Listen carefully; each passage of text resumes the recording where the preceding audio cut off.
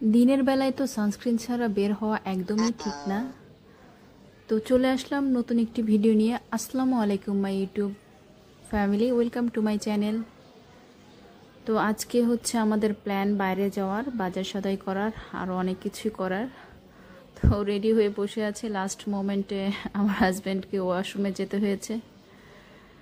কি আর করা, ভেবেছিলাম 8:30টার মধ্যে যাব। অ্যাট ফার্স্ট ভেবেছিলাম 8টার মধ্যে যাব, যেহেতু সকালে বাইরে নাস্তা করব। 8টার মধ্যে গেলে ওখানে নাস্তাটা ভালো পাওয়া যায়। বাট অলমোস্ট 8:40 বেজে গিয়েছে, এখনও বের হতে পারিনি। তো অবশেষে বের হচ্ছি। ফার্স্টে হচ্ছে যাব, নাস্তা করব, এরপরে বাজার করব, আরও অনেক কিছু করব। তো চলুন আগে যাওয়া যাক, আগে নাস্তাটা করে নেই। তো চলে এসেছি আমাদের রেগুলার যে জায়গায় সকালে নাস্তা করি। তো আজকে আমরা আমাদের ফেভারিট জায়গায় বসতে পেরেছি। এই জায়গাটা ম্যাক্সিমাম টাইমে দেরি হয়ে গেলে বুক হয়ে যায়। তো আজকে দেখলাম যাক আলহামদুলিল্লাহ পেয়ে গিয়েছি, কারণ এটা একদম ডোরের কাছে আর কি, গ্লাস ডোর। তো গ্লাস দিয়ে বাইরে সব কিছু দেখা যায়, আর দুজন বসার জন্য এই প্লেসটাই সবচেয়ে ভালো। তো আমরা রেগুলার খাবারই অর্ডার করেছি, নেহেরি, ডাল ভাজি, নান রুটি। এই তো নান রুটিটা আর কি চেক করে নিচ্ছিলাম ঠিকঠাক গরম আছে কিনা। হ্যাঁ, গরমই ছিল ঠিকঠাক। এই তো এখন আমরা আমাদের নাস্তাটা করে নিব। এরপরে আসলাম বেকারিতে। এটা বেকারি প্লাস হচ্ছে মিষ্টিরও দোকান, মিঠাই আর কি। তো একটা কেক নেওয়ারও দরকার ছিল, দেখলাম ওরা কেক মাত্রই নিয়ে এসেছে সব, এখনও ট্যাগ কিছুই লাগায়নি। প্রথমে তো ভাবছিলাম যে এগুলো অনেক আগের কিনা, কারণ মাঝখানে সব কিছু যেহেতু বন্ধই ছিল। তো পরে বলছে না, ওরা মাত্রই নিয়ে এসেছে, এখনও কোনো কিছু সেট করেনি, জাস্ট মিষ্টির দামগুলো হচ্ছে সেট করেছে। তো আমাদের যেহেতু মিষ্টিও নিতে হবে, সো মিষ্টিও দেখছিলাম, অনেক রকমের ভ্যারিয়েশন আছে মিষ্টির। সো কনফিউজডও ছিলাম, কারণ আমরা মিষ্টি একরকমই নিব। মিষ্টি নেওয়ার উপলক্ষটা হচ্ছে আমার হাজব্যান্ড আলহামদুলিল্লাহ হুজুরের কাছে পড়ে, তো ওকে হচ্ছে কোরআন শরীফ হাতে দিয়েছে, কিছুদিন আগেই দিয়েছে। বাট যেহেতু স্যালারি পায়নি আর কি, তো সেই সময় কিছু কেনা হয়নি। আজ এখন প্ল্যান হচ্ছে হুজুরের জন্য মিষ্টি কেনা, আর হুজুরকে একটা হাদিয়াও দেওয়া, জুব্বার কাপড় কেনা হবে। তো আগে আর কি মিষ্টিটাই দেখছি, যেহেতু এটা রেস্টুরেন্টের পাশেই, মানে হোটেল আমরা যেখানে সকালে নাস্তা করেছি ওটার পাশেই। তো এখানে আগে আসলাম। আর কেক নিব হচ্ছে আমার ভাইয়ার বাচ্চাদের জন্য, ওর ছেলে মেয়েদের জন্য। তো ওরাও কেক খুব পছন্দ করে, জন্মদিন পালন করে না জন্য কিছুদিন আগে গিয়েছে বার্থডে, কিছুই করা হয়নি। তো ভাবলাম ওদের জন্য একটা কেক নিয়ে যাই, ওরা দেখলে খুশি হয়ে যাবে।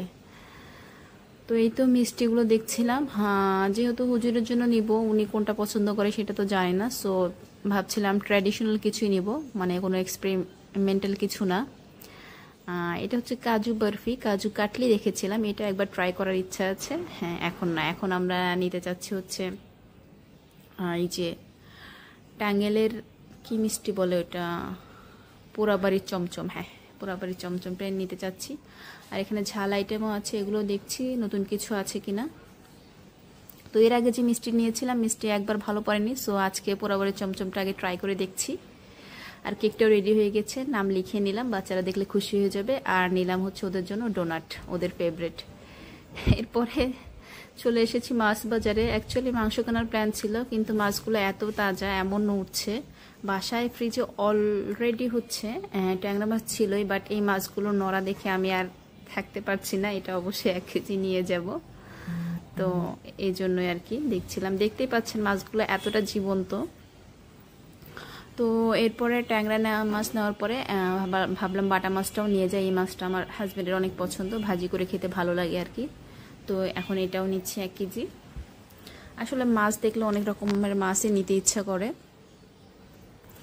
এরপরে এগুলোতে নেওয়া হয়ে গিয়েছে, এখানে চলে এসেছি। আমার হাজব্যান্ড অনেক দিন থেকে ভাবছিল, মানে তার নাকি ইচ্ছা করছিল পাঙ্গাস মাছ খাওয়ার। তো একটা পাঙ্গাসও নেওয়া হয়েছে 4 কেজি ওজনের, তো ওটাই কাটাচ্ছিলাম। আবার হচ্ছে অল্প করে চিংড়ি মাছও নিয়েছি ওই সাইড থেকে। এই সাইডে এসে দেখছি এখানেও আছে চিংড়ি। মাছগুলো এত নড়ে, দেখলে ভালো লাগে, যদিও কাছে যাচ্ছি না, কারণ মাছের পানি ছিটে গায়ে লাগলে ওটা আবার ভালো হয় না। তো এই তো এখন পাঙ্গাস মাছটা তো কেনা হয়েছে, কেটে নিয়ে যাব। তো এখন বাসার নিচে এসে ওয়েট করছি, কারণ সাথে বাজার অনেক কিছু, এত কিছু নিয়ে আমি উঠতে পারবো না। আর আমার হাজব্যান্ড গিয়েছে হুজুরকে হচ্ছে মিষ্টি আর হুজুরের জুব্বার কাপড়টা দিয়ে আসার জন্য, যেহেতু এখান থেকে মসজিদ কাছেই, তো বাসায় আর উঠতে চাচ্ছিল না, একবারে হুজুরকে দিয়ে এসে এরপর আমরা বাসায় উঠবো। তো আমি নিচে বসে বসে তার জন্য অপেক্ষা করছি। একবার ভাবছিলাম উঠে যাব, কিন্তু আমাকে না করে গিয়েছে যে এত কিছু নিয়ে একা একা ওঠার দরকার নেই। তো আমিও বসে আছি বাসার নিচে। এই তো হুজুরকে দিয়ে চলে এসেছে, আমরাও বাসায় চলে এসেছি। এখন হচ্ছে আমরাও আমাদের জন্য অল্প করে মিষ্টি নিয়ে এসেছি, সেম পোড়াবাড়ির চমচমটাই। তো ভাবলাম এখন টেস্ট করে দেখি। ওখানেও টেস্ট করেছি, টেস্ট করাটা না, এখন আর কি খেতেই চাচ্ছিলাম যে টাটকা টাটকা খাই। আর হচ্ছে লেফট ওভার মোগলাইও ছিল, তো ভাবলাম মোগলাই দিয়ে মিষ্টি দিয়ে খেয়ে ফেলি। অলমোস্ট দুপুরের মতো হয়ে গিয়েছে।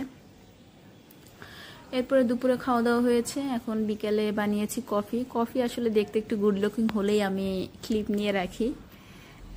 সচরাচর আসলে হয় না বলতে হয় বেশিরভাগ সময়ই, বাট একটু তাড়াহুড়া বা মনোযোগ না থাকলে সে সময় সুন্দর হয় না। আজকে দেখছি আলহামদুলিল্লাহ খুব ভালো হয়েছে। তো এখন খেতেও মজা ছিল। এরপরে আমাদের এখনকার রেগুলারই বলা যায় সন্ধ্যার খাবার হয়ে গেছে, সন্ধ্যা বা বিকেলে আম আর পেয়ারা। এই তো আম পেয়ারা সব কেটে নিয়েছি। আমার খুব বেশি দিন থাকবে না মনে হচ্ছে, আস্তে আস্তে দামও বেড়ে যাচ্ছে, পাওয়া যাচ্ছে অনেক কম। আজকে অবশ্য বাজারে অনেক আম দেখেছিলাম। তো এরপরে আমার হাজবেন্ড গরু মাংস নিয়ে এসেছিল, অনেক দিন ধরেই বলছে তেহেরি খেতে ইচ্ছা করছে, তো মাংস নিয়ে এসেছে। পোলার চাল, তেহেরির মশলা এগুলো ছিল না, তো আমি বললাম পরে হচ্ছে নিয়ে আসার জন্য, তাহলে রাতে হচ্ছে রান্না করব। তো তেহেরি রান্না করার জন্য আমি এখানে হাফ কেজি পরিমাণ মাংস একদম ছোট ছোট করে কেটে নিয়েছি। এখন এটা ম্যারিনেট করে রেখে দিব। এখানে সব মশলা দিয়ে আদা রসুন, সামান্য হলুদের গুঁড়ো দিয়েছি, মরিচের গুঁড়া, ধনিয়া গুঁড়া, জিরা গুঁড়া, লবণ আর তেল দিয়ে হচ্ছে এটা এখন ম্যারিনেট করে রেখে দিব। এটা রান্না করব হচ্ছে রাতে। এখন যেহেতু রান্না করছি না, সো ভাবলাম যে ম্যারিনেট করে রাখি, তাহলে কাজ অর্ধেক কমে যাবে, আর রাতে শুধু হচ্ছে ঝটপট রান্না করে ফেলা যাবে। এখানে আমি হচ্ছে পেঁয়াজ কুচিও দিয়েছি, বাট হচ্ছে আস্ত কোনো মশলা দেইনি, কারণ তেহেরির মশলা তো দিবই। এই জন্য সব মশলাও পরিমাপে একটু কম কম ব্যবহার করেছি, যাতে মশলাটা বেশি না হয়ে যায়। আর তেহেরিতে নর্মালি আমি হলুদের গুঁড়ো দিই না, আজকে সামান্য পরিমাণে দিয়েছি।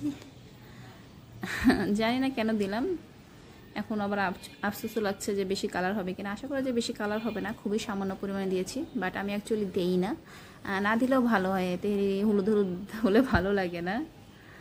তো এটা এখন ম্যারিনেট করে এটাকে ফ্রিজে রেখে দেবো, তারপরে বের করব রাতে রান্না করার সময়। এই যে আমি অ্যাকচুয়ালি এই সেম রেসিপিটা দেখে রান্না করব, রাঁধুনি তেহরির মশলার রেসিপি, মানে এখানে যেভাবে রেসিপি দেওয়া আছে তেহরি রান্না করার, এটা দেখে রান্না করে ফেলবো।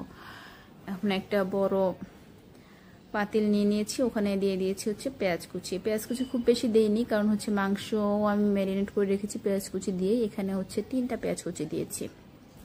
তো দিয়ে তেল দিয়ে দিলাম, ফার্স্টে সয়াবিন তেল দিলাম, এবার দিয়ে দেবো সরিষার তেল। সরিষার তেল দিয়ে তেহারি রান্না করলে অনেক মজা লাগে, আর সয়াবিন আর সরিষা দুইটা মিশিয়ে দিলে অ্যাকচুয়ালি ভালো লাগে। চাইলে শুধু সরিষার তেল দিয়েও রান্না করতে পারেন, অসুবিধা নেই। আমি দুটাই একটু দেই মিশিয়ে, বাট অবশ্যই ট্রাই করবেন তেহরিতে সরিষার তেলটা ইউজ করো, তাহলে অ্যাকচুয়ালি খেতে অনেক ভালো হয়। অনেকে হচ্ছে আলুও দেয় তেহরিতে, বাট আমরা আলু খাই না তেহরিতে, সো দিচ্ছি না আর। তো পেঁয়াজটাকে লাল লাল করে একদম ভেজে নিয়েছি। এখন এটার মধ্যে দিয়ে দেবো ম্যারিনেট করে রাখা মাংসটা। মাংসটা বের করে রেখেছি, অনেকক্ষণই হয়েছে, বাট এখনও কিছুটা আইস আছে, অসুবিধা নেই। এটা যেহেতু গরম এর উপর দেওয়া হয়েছে চুলার উপর, সো এটা ছেড়ে যাবে কিছুক্ষণের মধ্যে। এখন দিয়ে দিলাম কিছুটা পরিমাণ তেহরির মশলা। যেহেতু আমি এক্সট্রা করে আগে আদা রসুন বাটা, অন্যান্য জিরা, হলুদ, ধনিয়া দিয়েছি, সো মশলাটা খুবই সামান্য পরিমাণ ব্যবহার করেছি। এই যে মোটামুটি মিশিয়ে গিয়েছে মশলার সঙ্গে মাংসটা ছুটেও গিয়েছে। এখন এটা ভালোভাবে নেড়ে নিব। নেড়ে এটার পানিটা বের হয়ে গেলে তারপরে এটার মধ্যে আগে থেকে গরম করে রাখা পানি আছে, ওটা দিয়ে দিব সিদ্ধ হওয়ার জন্য।